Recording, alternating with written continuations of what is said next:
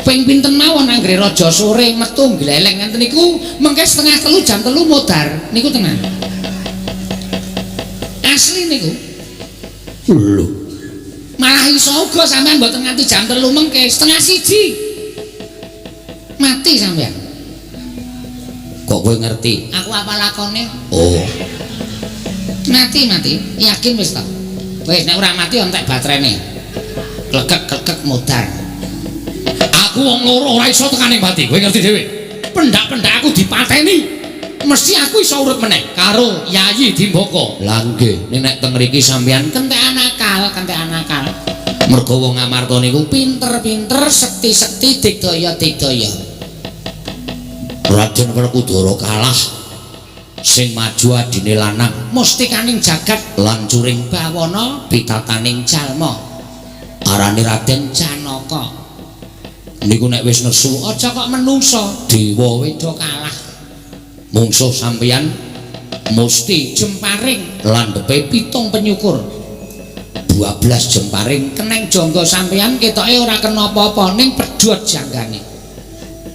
Niku Raden Janaka.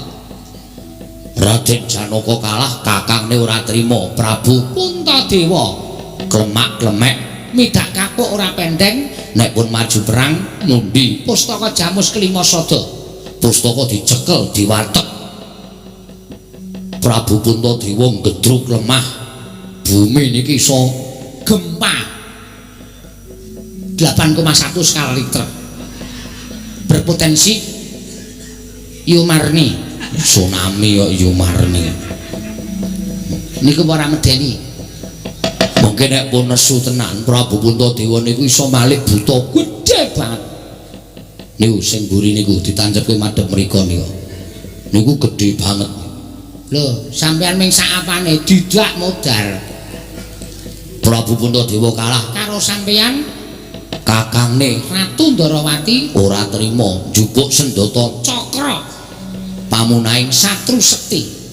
Sampeyan wong loro ora iso mati pateni bareng modal.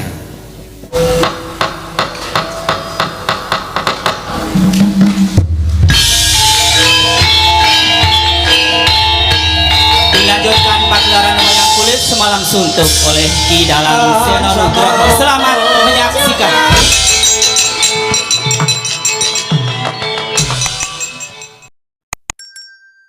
Anggenjengan di Kolonggah Koko Prabu Ndarawati kawula nok nuni nggih sampun boten kirang prayogi bisawanipun ing neraka Indoraka wonten Praja Ngamarta dinten sakmangke menika Yayi Prabu Darmakusuma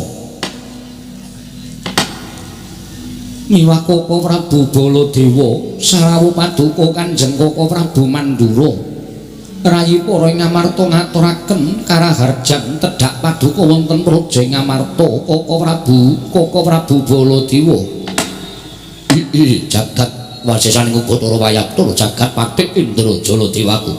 Yayi tansah pinanganing kawidadan nering sambi kula sawanipun ing neraka ing Mandura manggiya widodane skala durga mendhak kala sirna namung keparenga ingkang raka ngaturaken salam taklin kula kantun ngersa paduka Yayi Prabu kadang kula ing Ngamarta.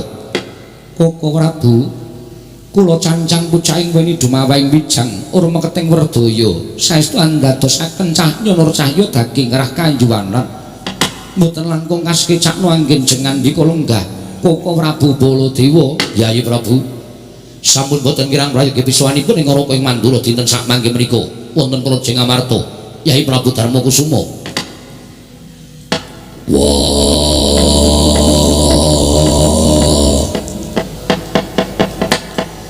Kresna kakangku aku ngaturake sembahku katura Kresna kakangku sawetara rawuh ana ing Praja Ngamarta Kresna kakangku aku ngaturke sembah Werkudara. Yo Dimas kadangipun Kakang Yayi Werkudara aku tak matur marang sira Yayi ya Di yo kage paringa pangandikan yen peranganing para nayaka Punggawa padha ngaturake sembah kelawan pun Kakang munggah Yayi Darma Aji ngaturake sembah kelawan pun Kakang tak tampa kanthi lega-legawaning ati Nanging yen to Werkudara ngaturke sembah kalawan Nata Ndarawati sing gedhe pangapuramu paripaksa sembahmu ora tak tampa. Kresna kakangku ora nampa sembahe Werkudara. Ya, pancen mengkono. Dosa luputanku mapan ana ngendi? Yen pancen aku nandhang luput tudono lupute menyang endi? Yen aku nandhang kleru, kleruku nggo napa? Ora kage paringa dawuh. Werkudara, Kresna kakangku piye? aja kaduk ati kajron menapa. Sira Siadi ora darbe luput tumrapun Kakang. Nanging kanthi dasar wong sak jagat iki wis padha nekseni ora ana ingkang mbok sembah kejaba mung Sang Ruci Bathara. Aja kedamak lumrahing titah swantah nadyan dewa wae. Ora ana ingkang wani nampa sembahing Dimas Werkudara. Lah kok dina iki kadengaren temen Siadi ngatur sembah kalawan pun Kakang. Kuwatir penggaling pun Kakang mengko gek sakwise Kresna nampa sembahing Werkudara mengko gek ana apa-apa ingkang tak sandhang mula prayogane sembahing Werkudara ora tak tampa nanging pangestuning pun Kakang tampanana Ora sudi. ora sudi nampa sembahing pangestuning pun Kakang. Ora, Dasarmu wong tuwa ora gelem nampa sembahe bocah nom. Tangeh lamun pangestune dayanana uripe Werkudara. Mula tinimbang pangestu mung ngregon-ngregoni uripku luwih becik ora tak tampa. jagat Dewa Bathara ngono ya. Jeneng wis adil lan wis satraju. Kowe ora nampa sembahe Werkudara. Werkudara ora nampa pangestuning Kresna. Wis ngono wae adil. Werkudara, Iye. yen to pancen kaya mangkono tinimbang iku mung dadi berdondi ya wis to. Yen ngono sembahe Werkudara tak tampa nadyan rada tida-tida rasaku kuwatir jroning atiku nampa sembahing Werkudara nanging tetep tak tampa mula pangestunipun Kakang tampanana. Meneh napa-napa kapan-kapan tak jupuke. Kok sik to pangestu kok kapan-kapan dijupuk iki piye? Pangestu ora bosok. Pangestu ora bakal mambu. Kowe nampa sembahe Werkudara kanthi rasa kuwatir. Mula pangestumu tak tampani apik. Ora ya ora apa-apa. Wis Kresna, wonten dawuh. Sore-sore kok ngajak padu iki piye? Iki ana ing pahaman Datri negara Ngamarta. Ora sandadak werna-werna, ora sandadak mbok perceka. Sembahe Werkudara tampanen kanthi lega-legawaning ati. Mengko mundhak dadi ora prayoga kahanan Datri negara Ngamarta. Mekaten Koko Prabu. Ya wis Werkudara sembahmu tak tampa lahir batin. Pangestuku tampanana. Tak gegem dadiake jimat. Lah ngono rampung sore-sore kok ngagak geger. Wah, aku ora marai. Bule kakangku, aku ngaturke sembahku katur. Bule kakangku, aku ngaturke sembahku katur. Bule kakangku. Koko Prabu, Nggih. Werkudara ngaturaken sembah kok mboten dipun tampi malah panjenengan mboten paring pangandikan. Pancen tak jarak. Lho. Liripun kados pundi? Kose to. Werkudara ki srawung karo Baladewa wit kuncung anti gelung wit jabang anti claprang. Mestine ngerti asmaning Baladewa iki ora akeh banget. Baladewa, Kusumawaning Pinto, Wasi Jaladara, Anom Kokrasana, ya Raden Karsana. Kuwi jenengku kabeh. Nyebut kuwi salah siji lak apik to. Kok bule lho. Monggo bule ki sirikaning pun Kakang. Ngerti pun Kakang kuwi wujude bule, kok disebut sak nggon-nggon. Kuwi nglarake ati. Werkudara, Nggih. kowe iki ya jarak kok ya. Jarak piye? Asmaning Koko Prabu ki pirang-pirang Baladewa, Kokrasana. Sinten malih Koko Prabu? Waning Pinto. Waning Pinto. Wasi Jala Iwak, Jaladara. Jaladara. Lah kok panjenengan menika nyebut bule? Werkudara kok nyebut bule kuwi lho. Mbok ya aja bule. Ngerti to nek bule iki sirikaning Koko Prabu? Ciri getheking Koko Prabu Mandura ki wujude bule, aja mbok celuk bule. Mengko ndak lara penggalihe amarga bule kuwi wis jaluk tulung balen ana ping 1000 kas. Werkudara meneng malah kowe bula-bule. Baladewa. Piye? Yen ora gelem wujud bule, aja lara ati ning munggah ning kayangan matura karo sing nitahke kowe. Kena ngapa kowe biyen diwujudke bule? Yen kowe ora ngakoni wujudmu bule, tegese uripmu ora pasrah karo sing gawe urip. Kowe ora trima kowe ngresula diuripi karo sing gawe urip, diparingi wujud bule kok ngresula uripmu. Monggo apik-apike wong urip kuwi yen to nampa kahanane uripe bungah susah bejo cilaka melarat sugih ditampa kanthi ikhlas kena apa wujud bule kok ora trima lah malah diwejang ta aku ki trima kena apa ditutak bule kok ora semaur sampun mangke mindak dados berdondi panjenengan wau ngemutke kula panjenengan piyambak iki kados ngaten kok Prabu yo Werkudara ning cukup ana ning datur ya kene wae yen ning jaba aja nyebut pun Kakang Bule wah nek ora ketrucut lho kok ora ketrucut piye dieling-eling yo sembahmu tak tampa pangestu pun Kakang Tampanana ndak gegem dadiake jimat prayogakno ngono lenggah yo Werkudara kaya ora kurang apenak Koko Prabu Kresna Koko Prabu Baladewa kula ngaturaken sembah kula kunjuk Arjuna ndak tampa pangestunipun Kakang Tampanana ya Janaka tak tampa pangestunipun Kakang Tampanana kula pendinggo jimat paripih dayana ing kasantosan mugi kasekecakmu anggen jengandika lenggah Arjuna kaya ora kurang kepenak ya Janaka kaya wis prayoga pratanipun Kakang Koko Prabu sembah bekti kula kunjuk Koko Prabu sembah bekti kula kunjuk ya kembar ndak tampa pangestuku Tampanana kembar ya kembar tak tampa pangestuku Tampanana kula pun dinggo jimat pariping nggih kula pun dinggo jimat pariping Yayi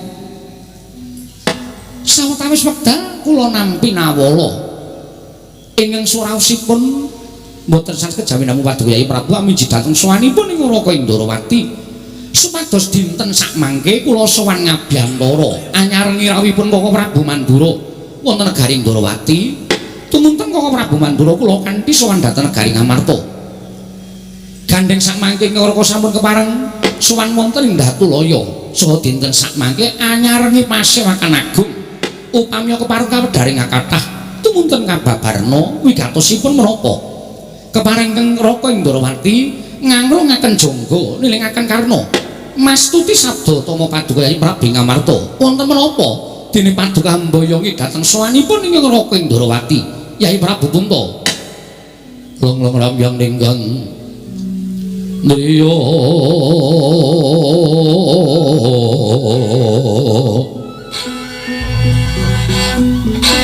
Rewang Candra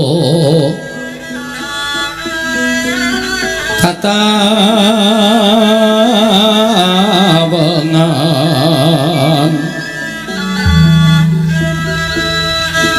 sumo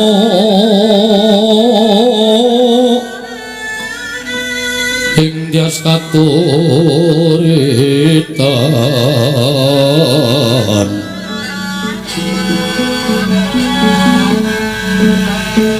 plimut kabiyataning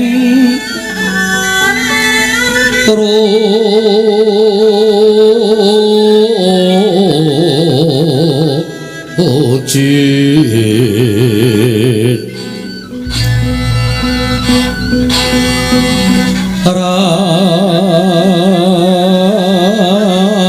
ram remeng bri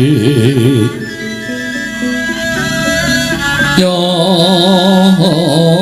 ma nawung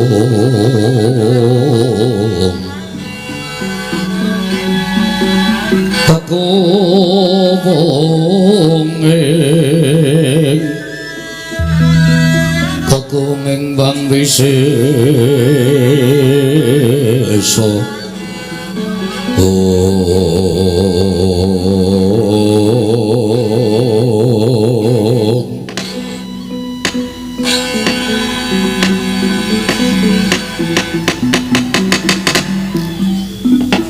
Koko Prabu sesemban kula Koko Prabu pengayoman kula iku sewu-sewu kalepatanipun ingkang rayi tadah wadana dene kula wantun hamboyongi dhateng Paduka Kanjeng Koko Prabu inggih krana sampun sarembak kula lan para kadang sedayanipun bilih eri kalenggan menika keparenga munjuk atur ngersa Paduka Kanjeng Koko Prabu Indrawati inggih Yayi menika langkung prayogi malah tumunten kababarna menapa wigatosipun ingkang sepisan rembak kula sakadang dinten sakmangke namung badhe ngrembak anggen kula sampun nampi kanugrahaning Jawata wujud negari Indraprastha ingkang sakawit negarinipun Jim Sakmangke sampun kababar dados kamanungsan lan kinarya mukti dening para Pandhawa sakadang.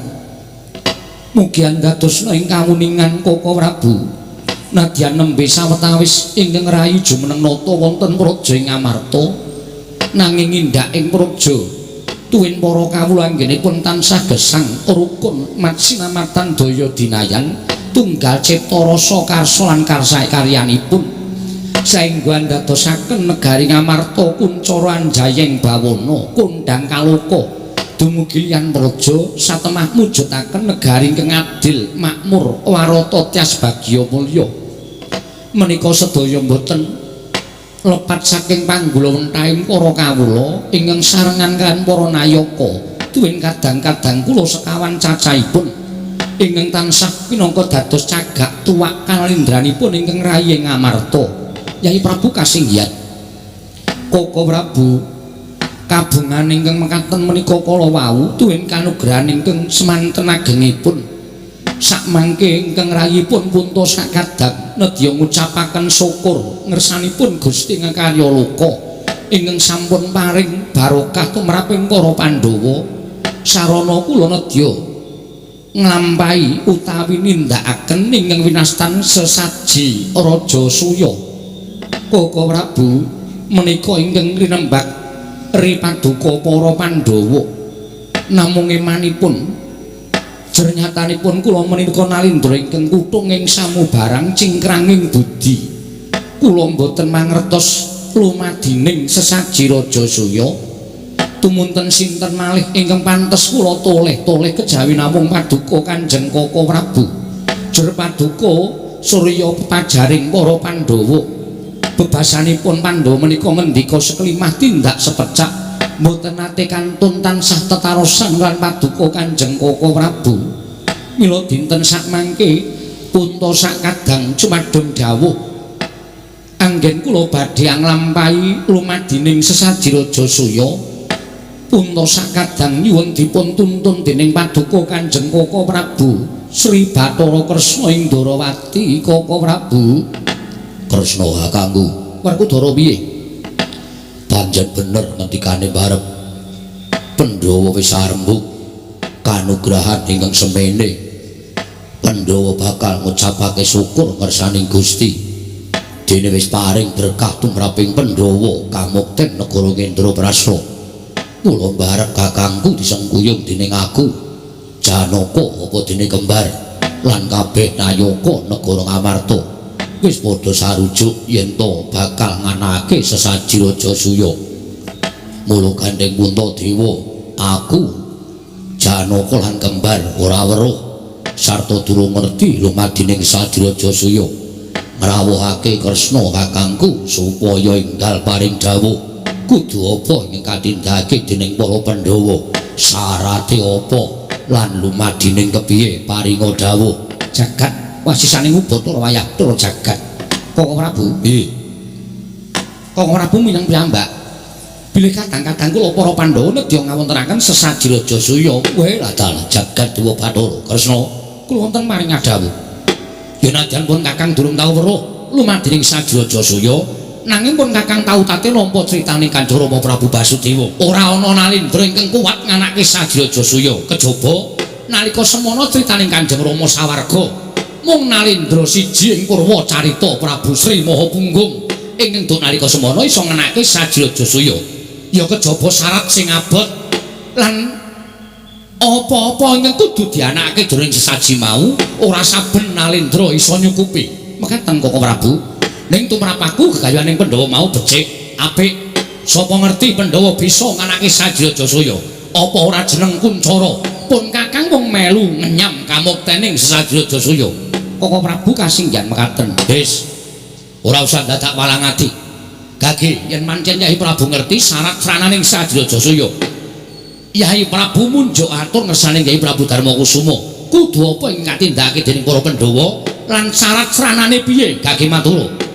Koko Prabu nyuwun pangestu ya sing ati-ati. Yai Aji kula wonten paring dawuh Koko Prabu nun sewu leres ngendikanipun Koko Prabu Baladewa bilih jagat menika upami lumadi sakmangkinipun teges nalindra wonten kalih ingkang saged ngawontenaken sesaji raja suya. Nadan ingkang Raka piyambak durung nate ngawontenaken krana awrat anggenipun badhe ngawontenaken reruba pepanggil syarat serananipun. Koko Prabu, tumrap kula watun boten dados kapitunaning asanes syarat menapa kemawon kula sakadang sagah mujuti Koko Prabu menika saestu. Inggih. Yo dawuh nadan mbok dawuhi jegur segoro munggah gunung aku ora bakal wegah waton dadi syarat srana sesaji raja saya mau kelakon lumadi ning negara Ngamarta. Werkudara, nggih. Arjuna kula wonten paring dawuh. Koko Yai Prabu wonten timbalan sesaji raja suya menika syarat serananipun setunggal. Kedah wonten Brahmana 7 cacahipun ingkang ngesokaken mertega suci wonten ing geni suci sinambi ngrepekaken kidung mantram suci rahayu rahayuning jagat. Brahmana 7 kala wau mboten kanthi sarana kepeksa manahipun nanging lila lair kelawan batos. Inggih menika syarat ingkang sepisan wonten ing kangka kalih mboten benten kalan sesaji-sesaji sanesipun kedah wonten wujudipun palawija, pala gemandul, pala kesimpan lan sapanunggalanipun. Ulu wektu ingkang tuwuh wonten negari Ngamarta dipun kelempakaken dados setunggal. Menika syarat srana ingkang angka kalih. Inggih. Menika mangke badhe kula dawuhaken dhateng sangganing para kawula sak negari Ngamarta. Wonten ingkang angka 3, nuwun sewu. Kedah dipun sekseni Nalendra 100 cacahipun. Menika ugi kanthi penggalih lila legawa boten wonten setunggal Nalendra kemawon anggenipun nekseni lumadining saji menika kala wau kanthi kepeksa kedah lila lair batin. Inggih wonten ingkang pungkasan nuwun sewu Yai sesaji raja suya menika awrat dipun lampahi saladaran wonten sesaji menika kala wau kedah wonten sesaji kurban. Koko Prabu lajeng sesaji kurban menika menapa? Kresna kanggo paringa dawuh apa kudu mateni wujuding kebo sapi apa wujuding satuwana. Werkudara, nggih. yen aku matur iki mengko mesti gawe kogel penggali Nyai Prabu Darmakusuma. Ora usah dadak walang ati. Gage ngendika aku sing bakal gawe srana sesaji kurban karo Janaka. Ora usah ngebet karo mbarep kakangku. Yai Aji, kula wonten paring dawuh sesaji kurban ing kedah dipun wontenaken wonten madang saji raja suya menika mboten wujuding sato kewan utawi lembu lan sak piturutipun menika babar pisan mboten. Namung ingkang kedah wonten saji raja suya wujudipun kurban menika kala wau mboten sanes kejawi namung korban menungso utawi titah kados kula lan Paduka Yai Prabu menika. Lan kurban menika kedah wujudipun Nalendra Yai Prabu Darmakusuma. Kagat risang kapirang rangkul rangkul kinembet kampet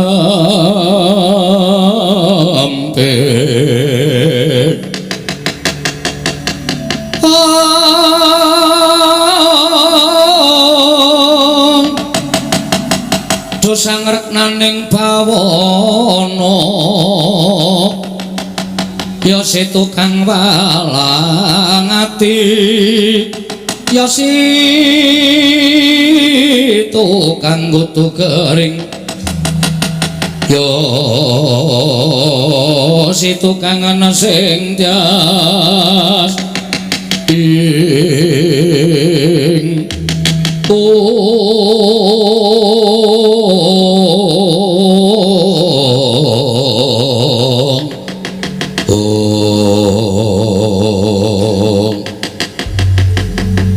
dados kurban menika kala wujudipun titah semantah jalma menungso langkung-langkung kedah wujud Nalendra Koko Prabu kasinggihan mekaten Nyai Darmaji. Werkudara, nggih. Wis ora sah sida wae Yai, ora sah dadak nganakake sesaji raja suya yen to kudu nganggo kurban sak pepadane uripun Kakang ora bakal ikhlas lan pun Kakang ora bakal mentala. Dina samengko ora usah sida nganakake sesaji raja suya yen to dadak nganggo kurbaning sak pepadaning titah. Werkudara, Wah babakan perkara kurban kowe rasah melu-melu. Sing golek kurban aku, sing golek menungso kanggo kurban Werkudara adimu karo Janaka adimu. Nanging tumrapun kakang kuwi bakal gawe kapitunaning wong liya. Nun sewu Yayi, nun sewu. Kula dereng rampung anggenipun munjuk atur. Korban wujud Nalendra menika dipun kedadipun pilih wujudipun Nalendra ingkang watak angkara budi candala. Ingkang Nalendra menika dados leleteking jagat. Menika dados punjer-punjering tumindak ingkang boten sae. Inggih Nalendra kados mekaten menika kedadipun kurbanaken wonten Sajrajasuya. Nadyan Nalendra ingkang ngambek angkara budi candala nanging menika ugi sesaminipun titahing Gusti kula boten badhe mentala. Nuwun sewu Yayi. Menawi kurbanipun menika Nalendra angkara menika tegesipun sami kemawon para Pandhawa menika resik jagat ngicali watak angkara budi candala.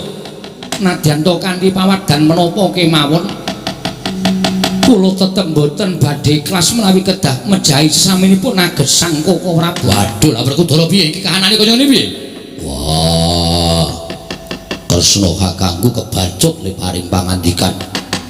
Mau nek perkara kurban ngenteni nek barep wis ora ana dirembug karo aku karo Janaka kuwi cocok kuwi mathuk. Bareng Kresna paring pangandikan kudu nganggo kurban monggo barep isih lenggah neng kene. Mbok yo dituku nganggo apa wae penggali barep ora bakal ikhlas. Mula babakan perkara iki aja nganti rembugan karo barep kakangku, dirembug karo Werkudara. Menawi tira mekaten sak mangke ngaten kemawon Yayi. Ngaten kemawon. Babakan perkawis para Brahmana pitu ing sami ngesokaken mentega suci menika tanggel jawabipun para nayaka tuwin paduka Yayi Prabu ingkang kathah sumitraning para Brahmana. Tuwin para Nalendra satus menika Arjuna kaliyan Werkudara ingkang badhe budidaya. Malah boten namung Arjuna kaliyan Werkudara, menawi perlu ingkang Alaka ing Mandura badhe bebantu dhateng kadang kula pun Janaka miwah Werkudara Yayi Prabu. Babakan kurban menika kapasrahna dhateng Werkudara kaliyan Janaka Yayi Prabu sampun ngantos tumut-tumut. Nanging sak mboten-mbotenipun kula badhe kelepetan dedusan. Ora. Wah, dosane tak sanggane. Aja melu-melu mengko sing mateni aku, sing beteti aku. Lah, kudu ana jagale barang ngono kok pisan. Mengko sing beteti Werkudara ora ngono Werkudara. Wah, iya ora usah kuwatir. Malah samangkestunipun kula badhe munjuk atur namung kemawon kok lelampahan menika tasih sinengker dening panguwasaning dat kamurung dat babakan Nalendra ingkang kedah dados kurban. Kresna kakangku Werkudara piye? Yen pancen eneng ratu sing kudu dadi kurban watak angkara budi candala, tumindake nista paringa dawuh, ratu ngendi aku sing bakal nekani negarane lan bondo tangane ngrincung sikile. Werkudara, nggih. ora usah kesusu mengko deloneh bakal ana pepadang tumraping ratu ngendi bakal dadi ganjel kurbaning Sajrajasuya Dimas kadangipun Kakang Yayi Bratasena.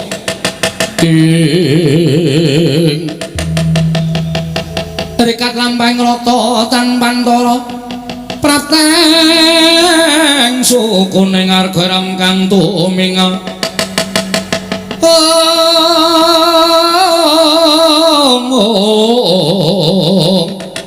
irang kang tumingal dendeng saengga praja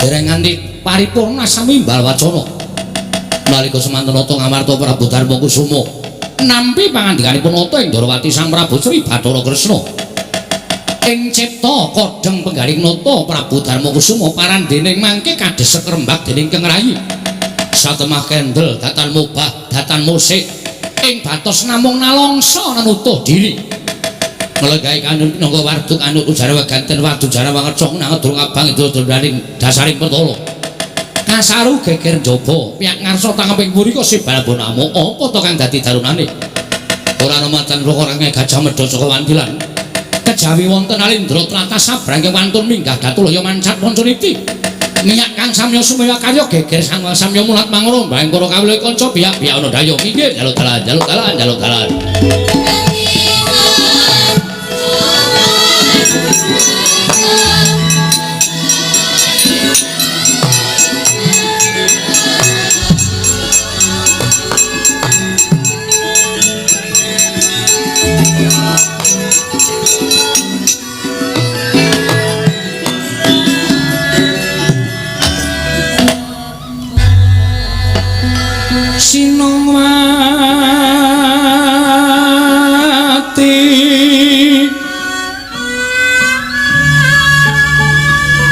Sinawati jagat kinari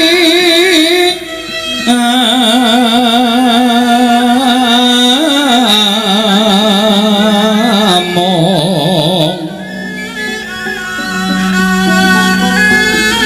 mbak lumembak ombak ing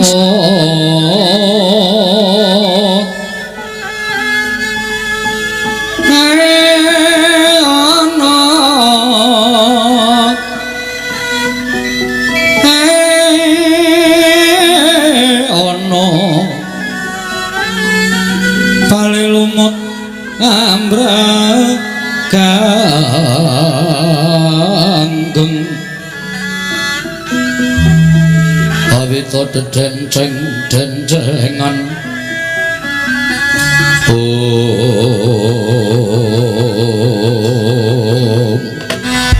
Werkudara yimbar kakangku durung nganti purna nggonipun Kakang nampa pengendikaning Koko Prabu iki ana wujuding Nalindra. Wah iya sowan mongko tanpa tinimbalan dangunen wikatine apa yen pancen karepe bakal becik mbarep kakangku dunglung Wibawa Laksana yen bakal bebutek banyu bening kahanan negara Ngamarta aja melu-melu aku sing ngundurke Dimas Werkudara prayogakna yo Kisanak sampun kinten kula tumambuk yekti saweg sepisan menika kula wanuh panjenengan menika Nalindra saking pundi sinten jejulukipun Kisanak nuwun amit pasang Kalimantabe tinebihna ing Lodone dumawahing tawang-tuwang diweji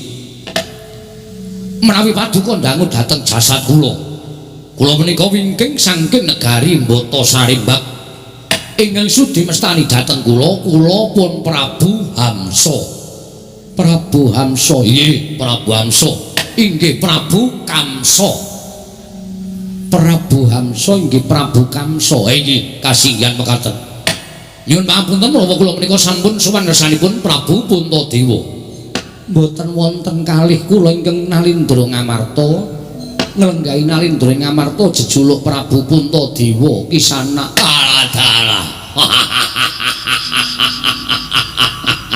nyuwun pangapunten wewayangan kula menika grahita yen to Prabu Puntadewa menika Nalindra gagah godhek wok simbar jojo nyuwun pangapunten sareng kula dumugi mriki kula nanjaken panjenengan menika Prabu Puntadewa lan panjenengan ngaku jejuluk Prabu Puntadewa geseh kalian rantamaning manah kula jebul piyayinipun alus sembah manah andhap pasor tuturipun ugi tredak-tredok ngremenaken dhateng manah kula inggih Kisanak kasinggihan mekaten lakar kawontenan kula kados mekaten Kisanak nggih mboten dados menapa malah kasinggihan inggih nuwun sewu ingkang wonten wingking menika sinten piyayinipun kok ageng sanget menika kadang kula rayi kula oh malah rayi inggih sinten menika satriya ing Jodipati Raden Werkudara mangriyen satriya Jodipati Raden Werkudara inggih Kisanak edan biyo wah wonten menapa kula menika persasat kejukurkan Wukir Sari kelepaning Samudra Madu persasat kula menika pikantuk kanugrahan kula saged abenajeng kalian Raden Werkudara negari kula Mbata Sarimbak menika nem-nemanipun sedaya dipun tato gambar Werkudara mekaten nggih mergi saking sami kedanan ya Raden Werkudara inggih kasatriyanipun kadigdayanipun siagat menika ngantos keberbegen dhateng umandhangipun Raden Werkudara wah Raden kula aturaken sembah bakti kula kunjuk yo Prabu Hamsa tak tampa wah iki wah suarane gemleger wah ngebas menawi cara panggilan kula ngebas inggih alajeng nuwun sewu menika wonten piyai kembar menika Menika rayi kula ugi Raden Nakula Sadewa. Raden Nakula Sadewa inggih kula nate mireng asmanipun nanging boten dereng patosa kondhang. Inggih, panci mekaten Inggih. Lah nuwun sewu. Nuwun sewu lho menika kula namung kepengin sanget nyocokaken dhateng batos kula wong kula menika janjanipun kula menika penggemar Pandhawa. Oh, ngaten. Inggih. Pandhawa menika wonten negari kula menika biya. Sinten iki mboten tepang kaliyan para Pandhawa. Wis saking ngalit ngantos dumugi ingkang sepuh menika kawula kula sami kedanan kaliyan para Pandhawa. Griya-griya kawula kula menika sedaya dipun templeki gambare Werkudara Janaka Puntadewa sartanipun Raden Nakula Sadewa dipun templeki gambaripun para Pandhawa. Nuwun sewu. Panjenengan menika Nalindra. Inggih. Kawulanipun nempleki gambare ratu liya kok mboten nesu. Mboten. Nggo ngapa nesu? Sing kula butuhke niku suarane biyen. Perkara saniki do ora seneng kalih kula mboten apa-apa. Ora masalah. Ngaten. Inggih, kajengipun sami tresna kaliyan Pandhawa inggih mboten napa-napa. Tresna karo ratu pundi-pundi nggih mboten napa-napa. Inggih, mekaten kisah. Inggih, niat kula dadi ratu perkara kawula kula do melet-melet arep modar mbaya ben. Mekaten kisah. Inggih, ngaten. Lah ingkang nami Raden Janaka inggih pundi? Ingkang persasat bagusipun separuh jagat dipun agem dening Raden Janaka piyambak. Lajeng ingkang separuh jagat didumpung sak donya kula komanan kaya ngeten iki. Menika pundi? Ingkang lenggah wonten wingking panjenengan. Wah, edan. Dipun parengaken kula tak noleh sekedhap. Kula sumanggaaken. Wah, inggih matur sembah nuwun tanpa pepindhan. Nuwun sewu. Menika kok malah wonten piantun ireng banget menika sinten? Janaka kok irenge kaya ngono. Tulung keplakno ndase kuwi. Wong mripate sing kleru kok ngunekke wong ireng sak penake dhewe. Mboten wingking panjenengan, wingking piyambak menika. Oh, lepat to. Wah, edian. Wah, mboten nginten babar pisan beli Raden Janaka kados mekaten pasuryanipun. Wah, perawan-perawan ngen kula. Negari kula menika sedaya sami wonten kathah ingkang sami bingung kengangalangan kedanan karo Raden Janaka. Napa tumon kawula kula menika kathah wong wadon sing nyanyi dhewe nggawa gambare Janaka. Merga kedanan karo Raden Janaka baguse mboten sagedipun upamekaken mawi menapa kemawon. Inggih. Kisana wonten dawuh. Lajeng sedya panjenengan menika menapa? Nuwun sewu ingkang wonten wingking kula menika sinten? Werkudara piye? Durutana dhisik. Wah, wanggil sing ngeyel keceke ndase. Durutana dhisik. Ingkang wonten wingking kula menika sinten? Menika Prabu Kresna. Prabu Kresna. Inggih kisah. Edian. Ingkang kondhang titising Sanghyang Bathara Siwu Wisnu. Nggih, Wisnu. Nyuwun papunten. Wonten panggenan kula menika negari mboten gadahi kepercayaan. Dados kula menika mboten kenal kaliyan dewa-dewa menika mboten kenal. Oh, ngaten. Nggih. Wah, Prabu Sri Bathara Kresna titising Sanghyang Bathara Wisnu, dewa sing tukang nentremke jagat, dewa sing tukang ngandung kabagyan. Lah menika panjenengan ngertos kewajibaning kadewatan. Lah ini namung ngertos tok. Inggih, mekaten. Nggih. Wonten panggenan kula menika menawi manembah menika disembah Sira Ageng. Lajeng Wreksa ingkang ageng. Ngaten menika. Mekaten kisah. Nggih. Mboten dados menapa. Waton pitados kan panguwasaning dat kanggo wengdat kisana. Nggih, nuwun sewu. Wonten piyantun ingkang radi abang awakipun. Wingking piyambak menika sinten? Menika kadangipun Prabu Kresna. Kadangipun sepuh Prabu Kresna jejuluk Prabu Baladewa. Prabu Baladewa. Inggih. Prabu Baladewa. Inggih. Kok kula dereng nate mireng suwang tiyangipun. Ratu mboten patosa terkenal sajaipun. Sajak nun sewu inggih sampun kondhang. Nyatanipun kula dereng mireng kok. Koko Prabu. Nggih. Sabar lho, sabar. sabar. Ginakaken kesabaran. Ya wis ora apa-apa, ora terkenal ora apa-apa. Ora terkenal ora paten. Nggih. Menika sampun nedahaken panjenengan sampun duka lho. Suwantenipun ngados mekaten menika ora apa-apa, aku ki ora apa-apa kok. Ora apa-apa. Kowe rada minggir kok jambak rambute iki. Lah wong sis nesu kok dadak panjenengan menika werna-werna lho. Iki Prabu Baladewa. Kisana Wonten dawuh rawuh panjenengan menika wonten wigatos menapa? lah menika ngaten sinuwun. Esunipun anggen kula ngabiyantu kersa paduka Gusti kula Prabu Puntadewa menika namung badhe nyuwun kawelasan. Nyuwun kawelasan babagan menapa? Kacarios negari kula ing Kota Sarembak menika sampun tigang candra menika ketaman pegeblok, ketaman welaing Jawata. Kathah para kawula ingkang enjing sakit sonten ketiwasan sonten sakit enjing kapralaya. Menawi panjenengan prisa negari kula tartemtu panjenengan badhe welas ngawruhi dhateng kawontenanipun kawula sak negari Kota Sarembak. Wah, kula piyantunipun kemawon sampun boten mentala nyumurupi dhateng kawula sak negari Kota Sarembak. Amargi pageblok ing tumama wonten negari kula. Cobi latri penggalih. Ing atasipun boten wonten menapa-menapa dumadakan among tani ingkang sami mapan wonten ing pasabenan, sami pejah dadakan. Menika menapa boten damel sakit ingkang sami ngawuningani kawontenan menika. Inggih. Lajeng nalika semanten kula nyobi nglakoni tapa brata. Semedi sarenarite sesmek raja mula bebantal Bata Sarembak. Madyaning anggen kula nglampahi tapa menika kula nampi sasmitaning dewa. Kula nampi sasmitaning gaib.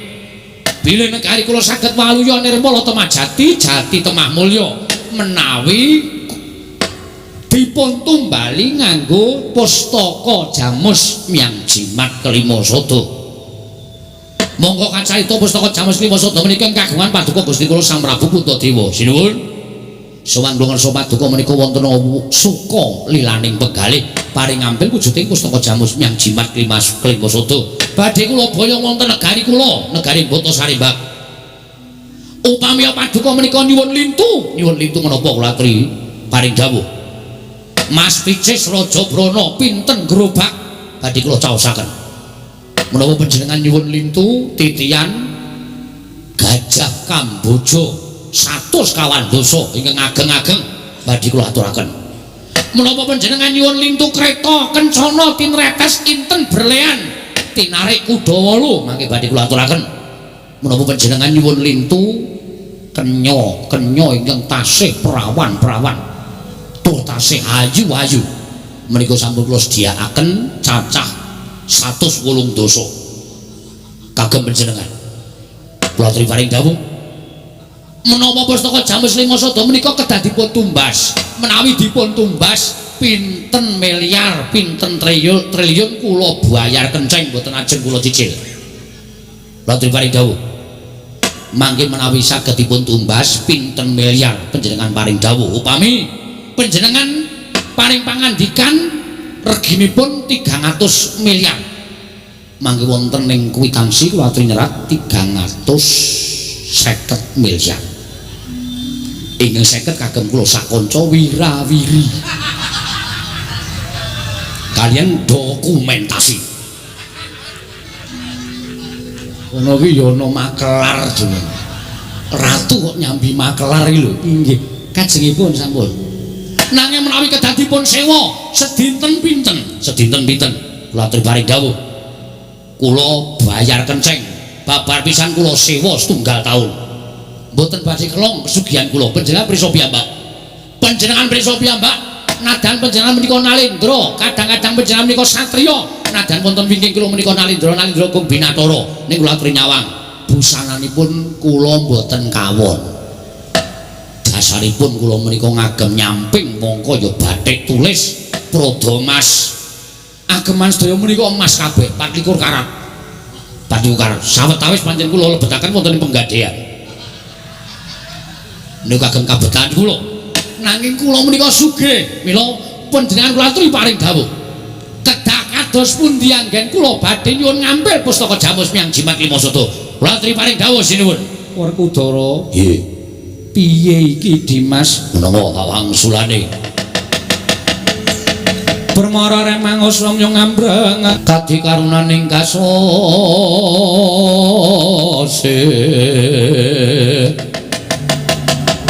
yaneng marga memalatung ing wah Prabu Hamsa lho menika Raden Werkudara ya wonten menapa Raden dangu kaliyan kula yen kowe ngrembug pustaka Jamus Kelima Sada arep mbok suwun nampil kowe rembugan karo mbarep kleru lho klentu dos pundi merga wis seminggu iki pustaka Jamus Kelima Sada diparingke Werkudara lho mangkir piye pusaka diparingke menika dos pundi jeneng ora mokal aku kadang tarunane Nalindra Ngamarta mula diparingi triman pustaka Jamus Kelima Sada lho kok dipun paringaken sebab apa menawa barep kakangku ora telaten nyajeni saben malam Jumat Kliwon mula terus diwenehke aku Dian jebul Ngamarta iki pusaka ya dikek-kekke karo sak pepadane nggih lajeng keparingipun lan kowe ngerti yo aku kedulungan pustaka Jamus Kelima Sada kowe ya ora betah lho mboten betah ora mula wis ana 3 dina iki tak tawakke ning pasar-pasar ra ono sing wani ngenyang mboten wonten ingkang wantun ngenyang ora ono kepasang yugya katuju ngene dene kowe wani arep nuku pustaka Jamus Kelima Sada adalah Raden kula aturi paring dawuh nyuwun pinten kula aturi paring dawuh kula bayar kenceng dinten menika aku ora njaluk dhuwit lho mboten nyuwun arta ora lajeng nyuwun menapa jroning urip ana ing palam padang aku iki pengin duwe dolanan sing ora njlehi dolanan ingkang mboten njlehi dolanan menapa aku pengen dolanan mripat raja loro nun mripat raja loro yo yen kowe iso ngijoli mripat raja loro pustaka Jamus Kelima Sada gawanen mripat raja sabranganen yo ampun Raden lho niku ndek kanca pirang-pirang ikete anyar dalu niki mengke kula cupluke matane sing do ngantuk-ngantuk niku kagem panjenengan wah aku gah nganggo mripat raja kancamu lho lah kersanipun aku njaluk mripat raja sing ana ngarepanku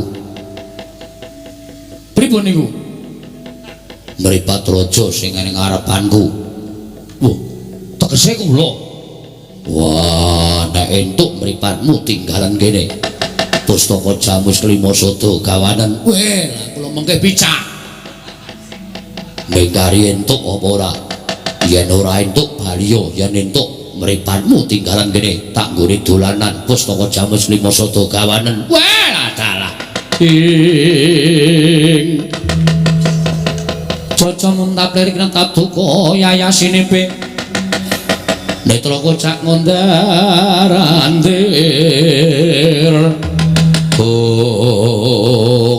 wah edan wah ditantang mentah-mentah ora krasa yo nadyan aku ngakoni marang Raden Bratasena Raden Werkudara kuwi satriya pinunjuling apa-apa mbrojol ngagrep nanging Prabu Hamsa ki ratu ingkang ora tau mambu penantang Raden sampeyan paring pangandikan mekaten menika sami kemawon ngilani dadaning Prabu Hamsa sami kemawon ngias dhateng dadanipun Nalindra ing Batasari Mbak panjenengan nantang kaliyan kula yen pancen kowe krasa papane ora ning kene metu njaba jajaran Werkudara kowe iso nyirnake Werkudara gawanen pustaka Jamus Miang Jimat Kelima Sada medal nyawi kula entosi wonten ing alun-alun Pak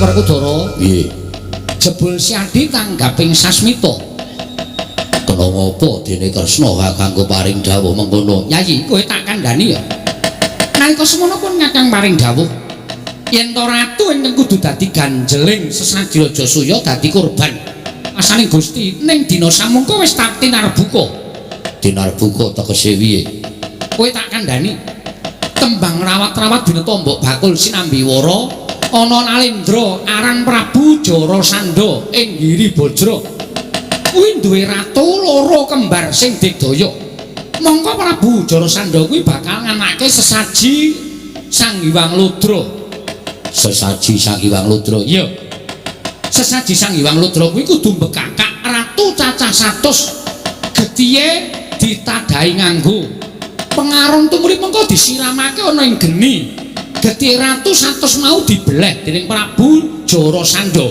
mongko Hamsa Dimbaka ratu kembar mau iso ngrangket ratu cacah 97 ganepe ning kari telu ganepe negara ngendi Ngamarta Ndarawati Mandura iblis lanang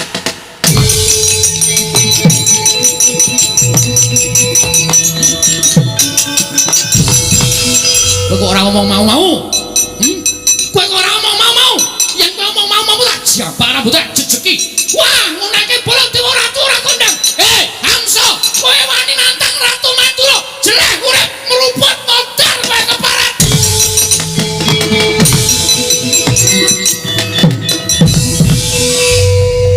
wah sing nantang aku sing menyang Baladewa ya wis ora apa-apa wong jeneng watake iki kaya ngono kae lah aku kok ya dadak matur ngeseni ya Prabu Darmakusuma yen to ganepe negara 100 mau Ngamarta Ndarawati Mandura lah aku lali yen to Koko Prabu ki lenggah mongko Koko Prabu ki Nalendra ingkang ora tau mambu penantang nganti duka kaya mengkono Koko Prabu sak mangke lajeng kados pundi Yayi panjenengan lenggah ingkang sekeca Werkudara Arjuna melu pun Kakang yo inggih Koko Prabu genepi syarat srana sesaji yo estoke dawuh aja lali Hamsa Dimbaka kudu tekaning pati yen wis tekaning pati siadi sakloron tak kanthi Prateng Giri Bajra mung karing estoke dawuh Kresna kakangku aku sumadya kapan wae ditaker karo jenenge Jarasandha menungso ora tatanan ana ratu ora salah cacah 100 arti bekakak dudu menungso kuwi panjal maning iblis pancen bener mengkono menawi tetela mekaten ki ana dinten sak mangke pasewakan kula bibaraken Koko Prabu menika langkung prayogi Arjuna kula wonten paring adhawuh budhana kang padha seba jeneng ingsun kundur ngedaton kawula ngestaken dawuh Paramadal Pasilan Werkudara nggih mangsa borong syarat srana sesaji raja saya ingsun pasrahke kelawan sira Yayi Dimas Werkudara yo ngestake dawuh mbarep ora usah melu-melu perkara iki tak rampungane dhewe Werkudara Arjuna aja pisah karo pun Kakang Kresna kakangku ngestake dawuh purna gati ning Mananggilan Sangoto Asokundur kedaton jeluk saking gambar kena nampik gambaran gading kadhiraken sanggaring Poromban Cedi manggung ketanggung Joko Maloro ingin sami ngambil upacaraning Prabun gawe setengah saking Mandura tindak Nyosri Naranata kaya tansah gumebyar candraning busananing Sang Sri Naranata wau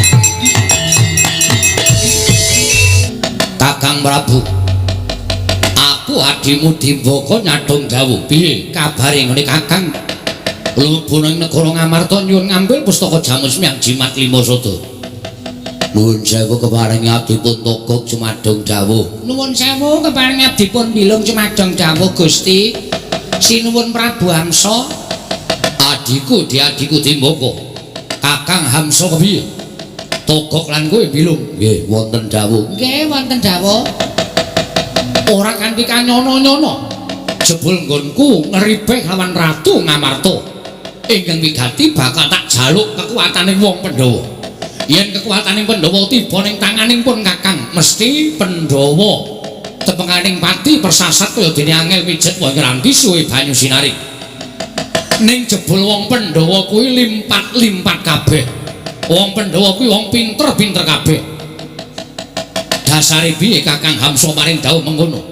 Nyatane nggonku nyilih pustaka Jamus Klimasata diwangsuli karo Raden Werkudara kok. Nun.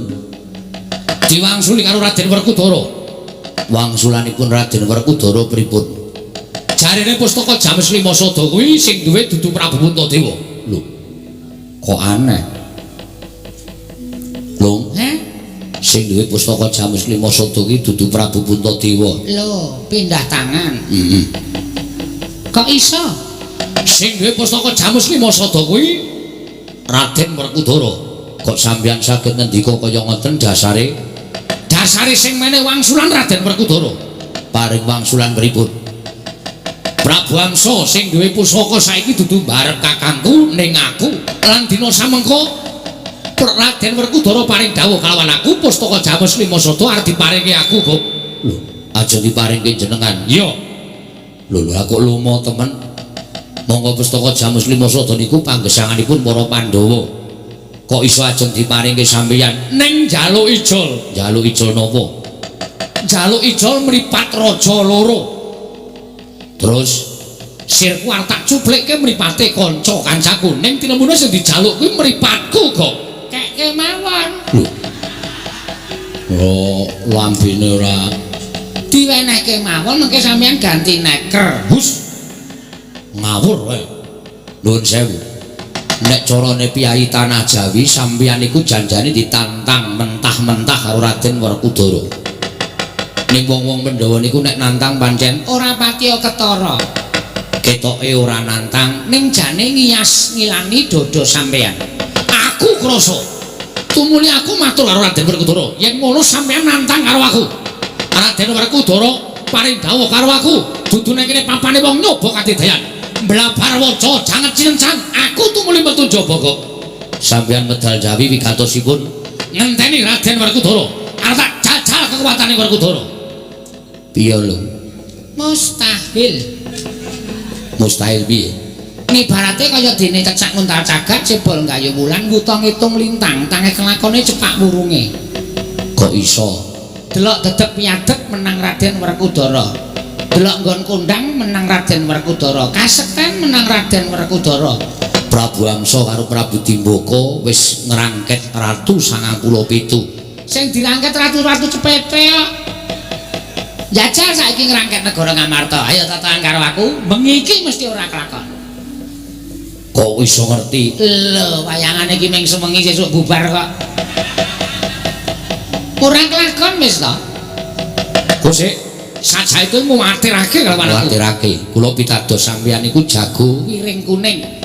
Digdaya Sekti kalintang jayaning perang. Ning nek teng negara Ngamarta ampun pisan-pisan pamer. luwih-luwih sampeyan ditantang Raden Werkudara. nek ndahar atur kula Bali mawon. Bali piye? Bali Teng negara sampeyan Mbata Sarembak. nek sampeyan ora Bali Niki mengke sampeyan jenenge ditulis tenggen watu. ning watu piye? Ditulis tenggen watu melengkung nika Kiai Hamsa. Wafat nonton nika. Oh, kijeng to. Nggih. Lho, tegese aku mati. Mesti mawon. Musuh Raden Werkudara kok sampeyan iso menang niku kok kayane kok Mokal kelakone. mergo Raden Werkudara sampeyan prisa piyambak. Kawula Mbata Sarembak kowe kabeh padha Kepranan karo Raden Werkudara. kok sampeyan sakniki malah ajeng jajal Raden Werkudara. nuwun sewu. Timun mungsuh Duren timune sampeyan durene Raden Werkudara. sampeyan glundungi Iso geping-geping niku. niku tenang. Lho, sajae kowe ngiyas karo aku, mboten ngiyas. Ning kula niku Ngemutke batur niku pangembating catur. Bono wis cetha kawan niku Kanca. kula niku nek kanca lahir batin Mesti ngelekke. ewa semanten sampeyan dileke Mboten purun. hanya satu kata. Innalillahi wa inna ilaihi raji'un. Niku tenang. Ora semule kok apal karo wong-wong Pandhawa. Mboten apal, kula niku srawung karo Pandhawa. Wis bola bali. Kula kandhani nggih, kula niku ngetutke raja kaya sampeyan niku wis bola bali. Ping pinten mawon anggere raja sore metu gleleng ngenten niku mengke setengah 3 jam 3 modar. Niku tenang. asli niku. Lho, Malah iso uga sampean mboten nganti jam 3 mengke, setengah 1. Mati sampean. kok kowe ngerti? Aku apa lakone? Oh, Mati, yakin wis to. Wis nek ora mati entek baterene. Klekek modar. aku wong loro ora iso tekane mati. Kowe ngerti dhewe? Pendak-pendak aku dipateni. Mesti aku iso urip meneh karo Yayi Dimbaka. Lah nggih, nek teng mriki sampeyan Kentekan akal. mergo wong Amarta niku Pinter-pinter, sekti-sekti, digdaya-digdaya. Raden Werkudara kalah sing maju adine lanang Mustikaning jagat lan curing bawana pitataning jalma. arane Raden Janaka. niku nek wis nesu Aja kok menungso dewa wedo kalah. mungsuh sampeyan musti Jemparing landhepe 7 penyukur. 12 jemparing Keneng jangga sampeyan ketoke ora kena apa-apa ning pedhot janggane.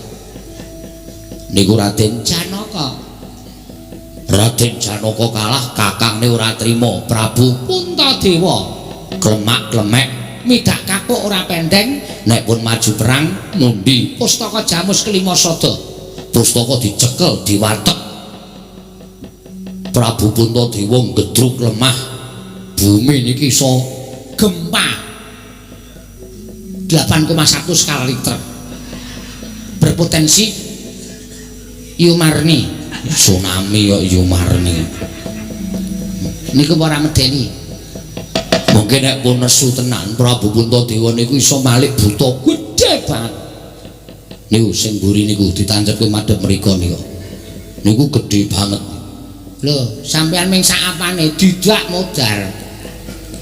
Prabu Puntadewa kalah Karo sampean kakangne Ratu Ndarawati ora trima njupuk sendata Cakra pamunahing Satru Sekti.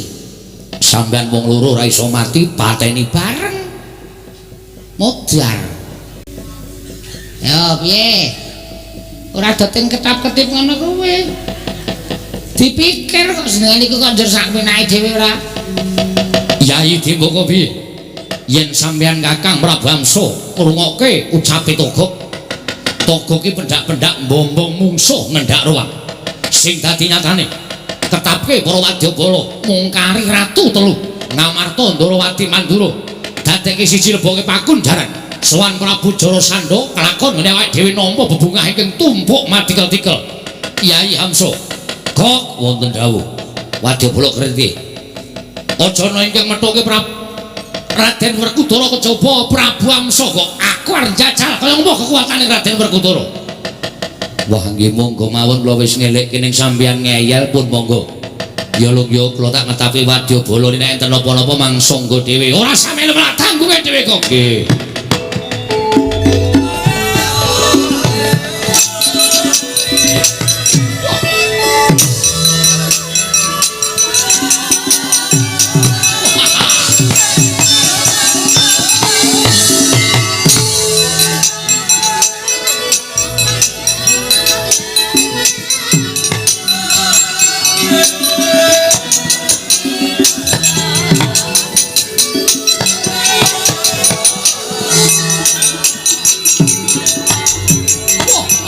Babu.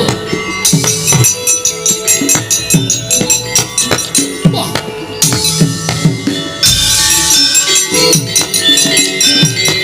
Naglah kaya ndo mentang kaya kendhiwu. Ayo, endi Raden Werkudara mari nantang karo Ratu Gustiku Prabu Amsa. Kula sandhataku kihan bebangal. Kedhuwuren nggonmu ngrangge.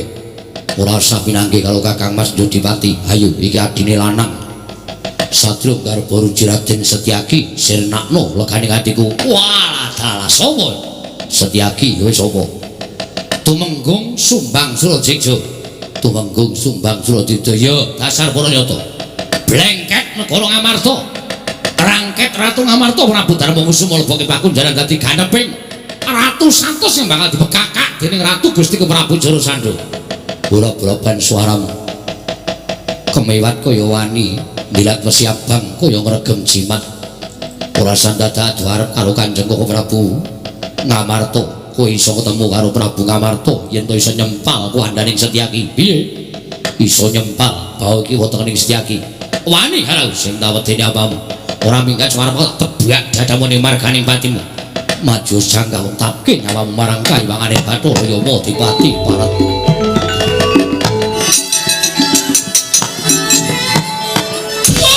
Mati aku.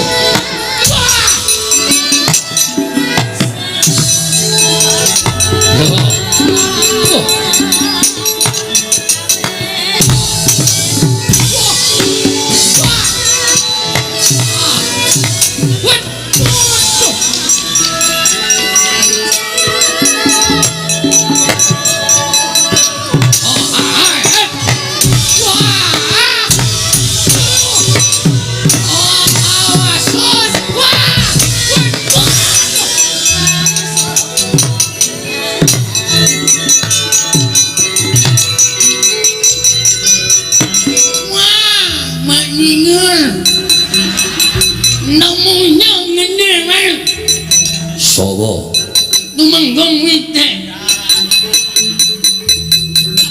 Witeng Amane nyene wow. omong apa? Rajaknya. Ra, Amane nyene manyeng meyono. ayo aja kowe ngomong dangan temo. Wah, mati nyangan. Aduh. Nan menol. Oh.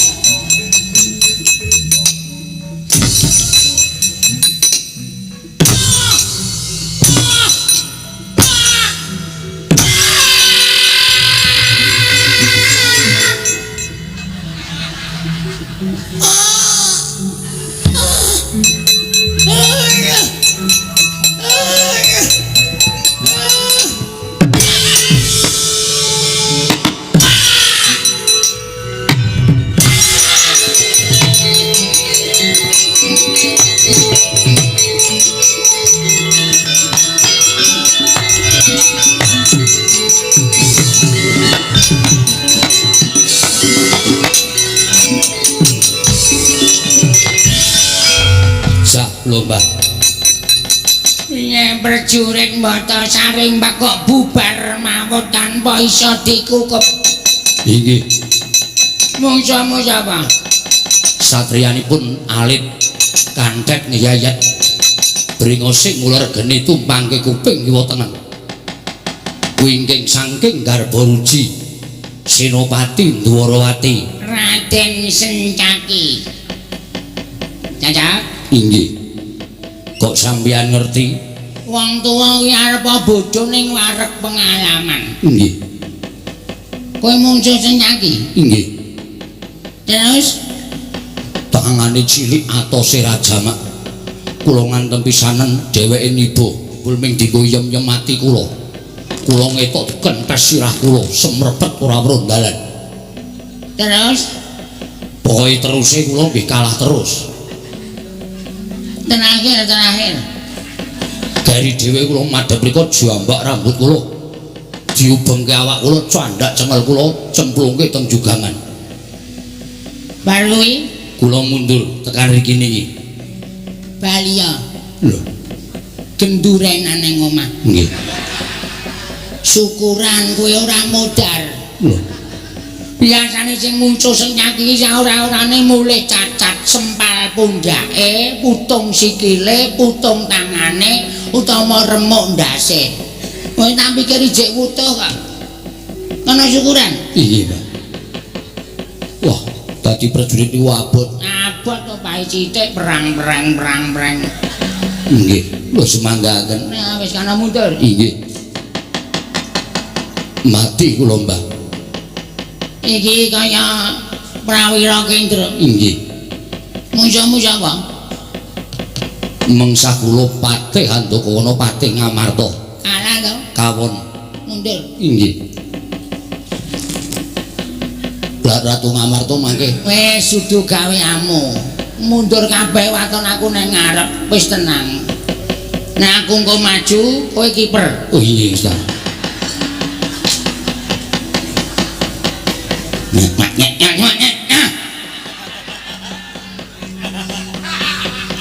Pitik. Ora ndereke gustine. Muja-muja apa? Gak muring-muring dhewe mentul nggih. Awak ngulek iki. Terus nyamplok nyangem kula. Mendik epek. Mbok diresiki. Mendik epek. Oh, mendik epek tes nganggo iki. Wah, terang-terangan nih. Nyelom ini mungkin nganggo iki cangkem. Cangkem apa? Cangkem pula. Meneliti kalau di kulit itu, yuk, menang. Mulut di banyak. Terus cerita nggak? Namanya ada banyak tak periksa. Namanya kelainan. Oh, nah kelainan yang awak ya diperiksa. Namanya. Mana namanya?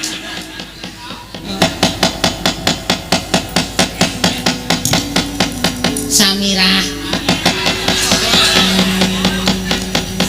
Sampeyan wis senenge ganti-ganti jeneng, Mbak. Mungsuhe sapa, Mbak? Mungsuhe wong Amarta. Wah, wong Amarta iki ganteng-ganteng. Wong Amarta iki bagus-bagus. Kowe nek ketemu karo wong Amarta mesti pengen perang. Ya ampun, ya ampun. Semingkil. Iya. Ora kok ngarep modal kok dadak. Kowe iku bakal modal.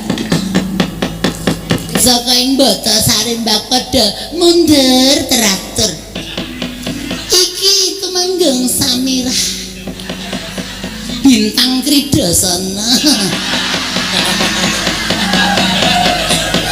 Ramingga saka ngarep aku ucel-ucel tenan. Nacan ndak tak urut mengarep nek megap aja tundang Samirah kane ati. Alon bae. Hop. Alesi minyak samin.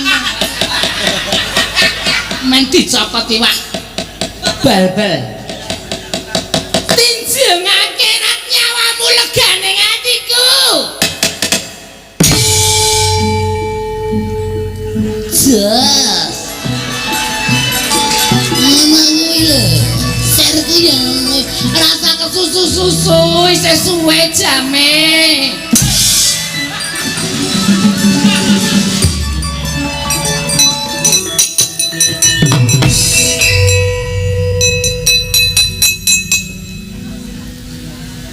Ya ampun. Bener kandhane Simbah mau ya. Sasuwene aku nang Boto Sarimbak aku rong tau lho baru wong gantenge kaya ngene ya ampun, ya ampun. Sapa Raden? Oh. Brengos ya ampun. Aku kena ora brengos ki terus geli rasane. Iso menggelitik ngene lho rasane. Sopo? Samira. Nek awan Samina. Oh. Nek bengi Samira. Brengose ketapel kok bengesan. Ya ampun make up. Aja muni benges, make up. Make up. Sapa Mas? Setiaki. Setiampuh aki cilik. Oh. Cilik ra apa-apa ning atas to, Mas. Mangane gedhe kok rembug.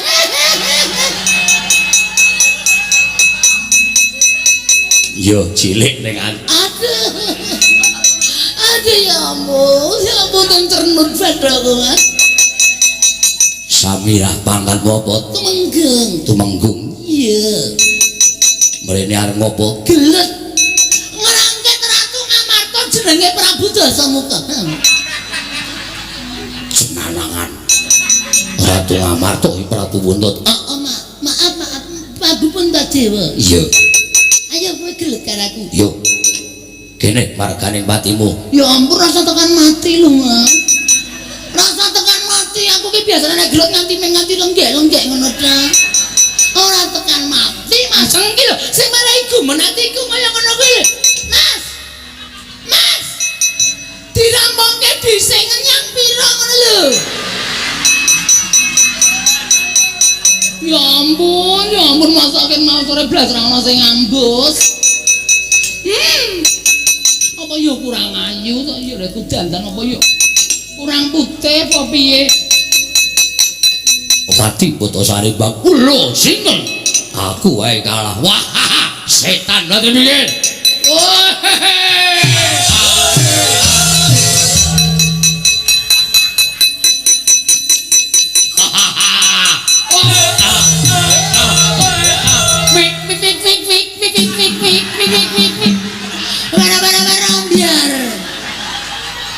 Oh asu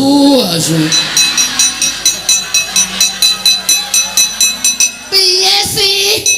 Wong digayang kaya malah misel-misel. Ya ampun saben ketemu wong tikus. Wah. Piye kakak? Wis luweh. Awake wis senengane jlomprong kaya. Lha niku kaya ngoten niku ora doyan. Gila kula niku. Patih kok gila-gila.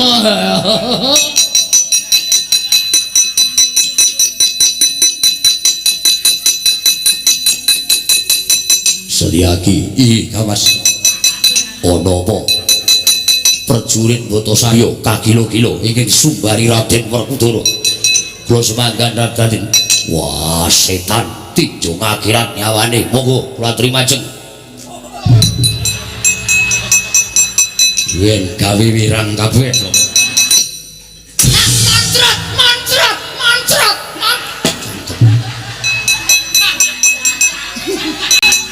Ya ampun aku ki latah lho Raden. Nek kaget ki mesti aku muni moncrot.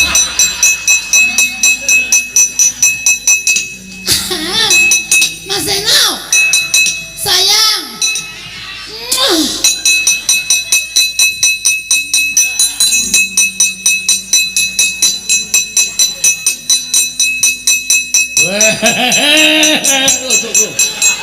Matane. Yo ngapunten. Pragoto apa ceniningan kowe mundur-mundur lho. Wah, wonten mungsuh ingkang digdaya. Lho. Mungsuh digdaya? Nggih. Kowe dikampake. Kula niku mboten dinapak-napake ming disuarani wae. Oh, awak kula ndrodhok. Lho. Ming disuarani awakmu ndrodhok. Nggih. Ah, wis ampuh tenan. Panjenengan ajeng nyobi napa mboten? Ora trimo nyobi. Wah, iso menang wae pancen ratu digdaya. Kowe nyas karo Baladewa. Kowe ngirani Baladewa ya? Mundur gak tandane menungso sing ngalahke kowe. Wah, rak ngaten. Bener-bener ambyal. Menungso ora tatan mundurke Patik Mandura. Kaya lanang-lanang dhewe.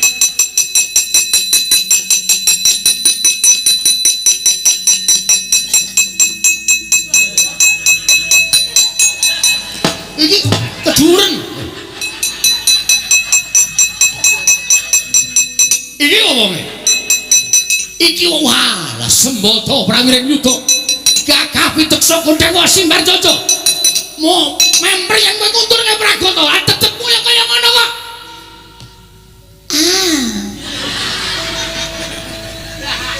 Lho ora seru-seru ta, Mas? Ya ampun iki wonge keras banget ya. Teko-teko wis ngono iki nek main mesti keras ora jaman-jaman.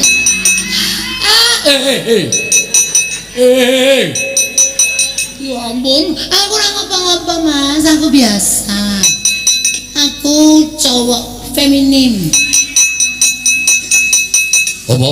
Cowok feminim. Kowe sapa kowe? Samira.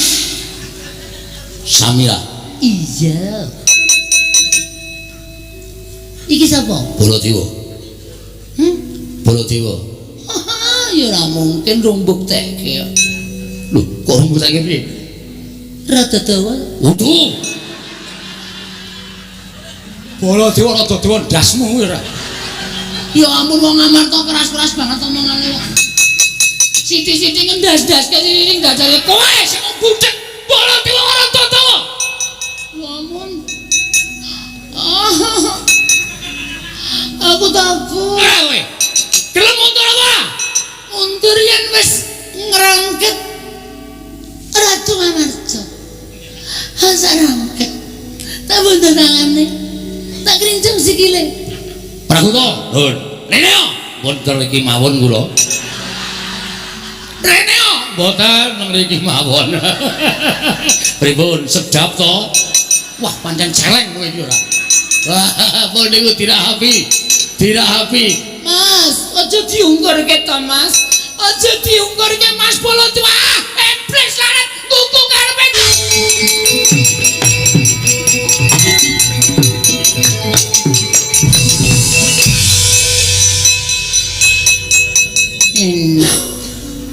Betapa malang nasibku. Malah nyanyi cangkeme kae. Wis mundur kok dadak betapa malang sangarmu. Kok cerewet bae ora. Sinuwun kados pundi lelampahan menika Gusti kula semanggaken sinuwun.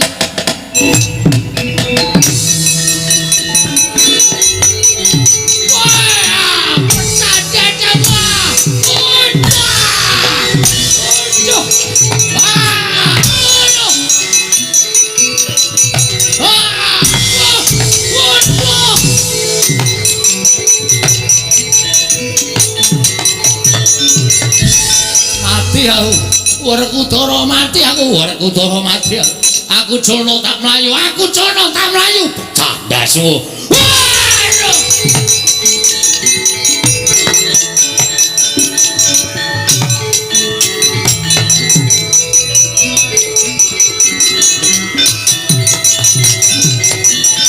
apik ngono ki apik iya wangun ngono ku iya wah ngewak-ewake temen kowe saking gembelo siramu gleneng pacamu kowe ora krasa mbiyen sing ngajari olah godo pun Kakang ngajari perang pun Kakang bare saiki kowe rumangsa dadi wong ampuh mungsuhe Baladewa mbok pateni kowe mirang-mirangke Baladewa ngono kuwi mirang-mirangke Baladewa goblok ngerti ora kowe mirang-mirangke Baladewa ki nalendra wani perang aku rung njaluk tulung karo kowe kok kowe wis nlabung ning peperangan padha karo kowe ngasurke derajate Baladewa kowe ngasurke derajate Baladewa karepmu piye kowe njajal Baladewa piye jajal Baladewa hei keparat menungso ora tatanan ja omongan apik-apik kok malah melayu nglencong mlaku Werkudara digdaya ampuh ya ampuh ning ora kaya ngono kuwi carane ayo nek pancen kan jajal karo Baladewa kan jajal karo Baladewa gage ungano dadamu mungso karo pun Kakang apa diuraku karo kowe iya wah, ketok. Waduh, men disorai wong kawula sanegara Ngamarta.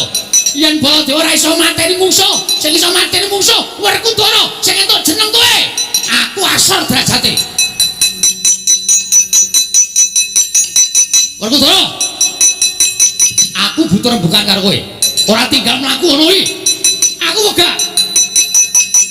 Stay. Apa? Ayo saiki nek pancen kowe jajal karo aku gelut. Gelut men ditonton kawula sanegara Ngamarta men dodok seni Werkudara karo Baladewa ku menang sapa nek menang kowe kuwupen jenenge nek menang aku ben do ngerti Hamsa dimpokoke mau rasa toy wangi aku iso mateni ya kandhani lungguh iso ngono kuwi sing tak arepe lanang padha lanang yo apa arepmu tak ladeni bagus kaya ngene sarepe dari kene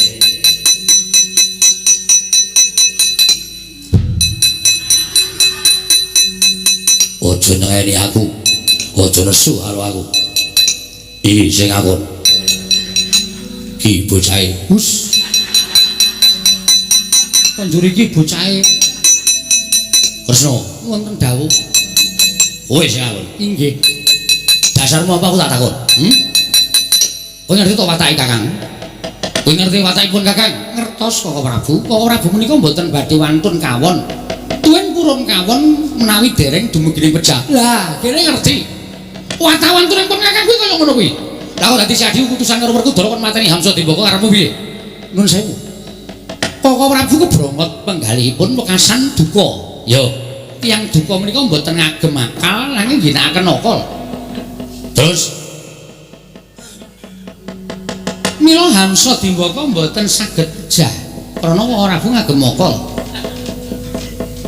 Werkudara, iya. mate andaka ana kan neng didek ngetek-ngetek. Mbok yo wis ben. Sengane sapa-sapa kok dikaruhke. Menawi mboten kula utusan Werkudara menika mangke ndak mbalak. Kedangun anggenipun badhe ngawontenaken Sadraja Suya. Mila Werkudara menika mboten gadah niat ngasuraken derajatipun Koko Prabu. Rak ngaten to Werkudara. Ngono to nggih? Yo, Lah, midhanget piyambak to. Kula ingin dawuh mergi enggalo rampung peperangan tumunten kula majengaken lampah. ning Werkudara lan niat Ngecek karo pun Kakang. Mboten gadah niat ngaten. Rak ngono to Werkudara? ora. Ora niat ngasorake derajate Baladewa. Ya syukur nek ngono Pun Kakang ora apa-apa. Lah iki sampun sakmenika ngaten nggih mawon. Koko Prabu suminggah lenggah wonten negari Ngamarta. terus Menawi pinanggih Janaka dipun jawil timbali ingkang rayi ing Durawati. oh iya Lah rak ngaten. tulung tundangke Janaka Cerewet. cukupno wedang putih. Ais lambene. Ya senengane marahi kok kowe iki tentrem-tentrem kok ya dadak melu kongkon. Koko Prabu Rene Dimas ngestaken jauh.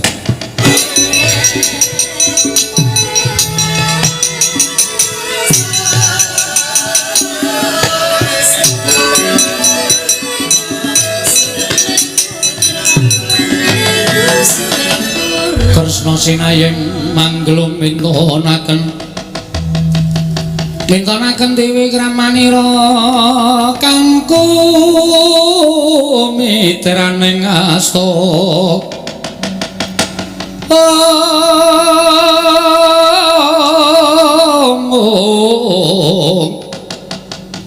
kang mitraning astaning asta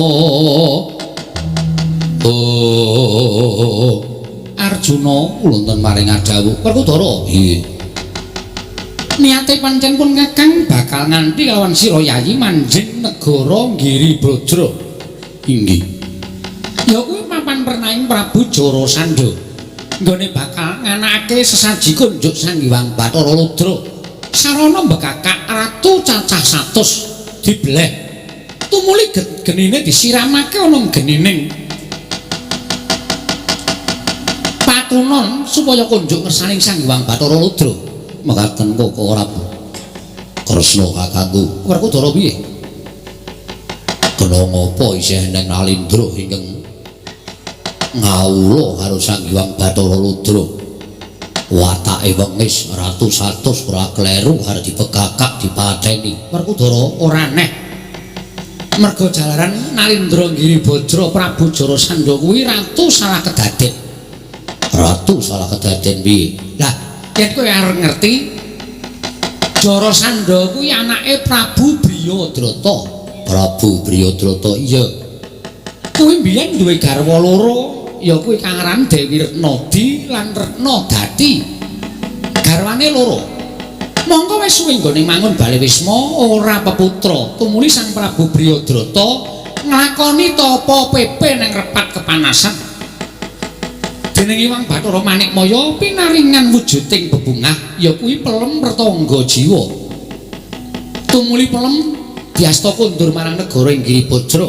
Gandeng garwane loro padha rebutan sing kepengin dahar pelem siji mau. Tumuli dening Prabu Briyadrata pelem mau di paro dadi loro garwa ingkang siji dahar separo, ingkang siji gadahar separo.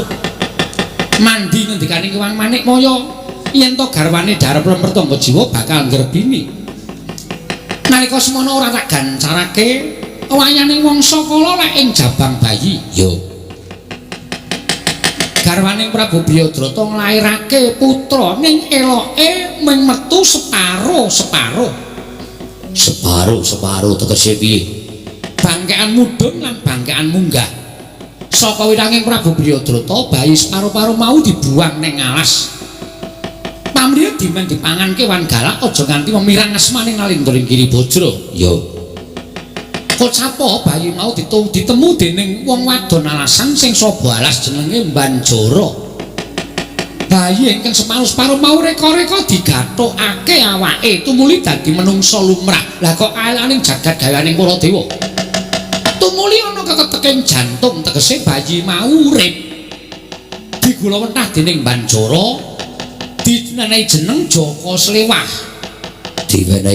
Jaka Slewah iya mergo awake ingkang slewah mau mula ora aneh yen patrape tanpa beda kaya jalma wanen tegese kaya sato kewan mergo srawunge ning tengah alas ya ming sabane karo sato kewan iya dening Banjara dituturi yen to sejatine putra Nalindra Giribajra anake Prabu Briyadrata lan anake Dewi Retnadi lan Retnadati Jara Sandaya Jaka Slewah mau ngamuk ning negara Giribajra saking dedayane nganti bapakne dhewe dipateni ibune loro dipateni wah setan menungso kepanjingan iblis mentolo pateni bapakne karo mbokne dhewe malah ora mung kuwi Werkudara bapakne Prabu Jara Sandaya kang aran Briyadrata mau sawise tekaning mati kulite dikeleti iya tumuli digawe tambur dipapanake ana ing Gunung Titiaka tegese kuwi gunung betenging negara Giribajra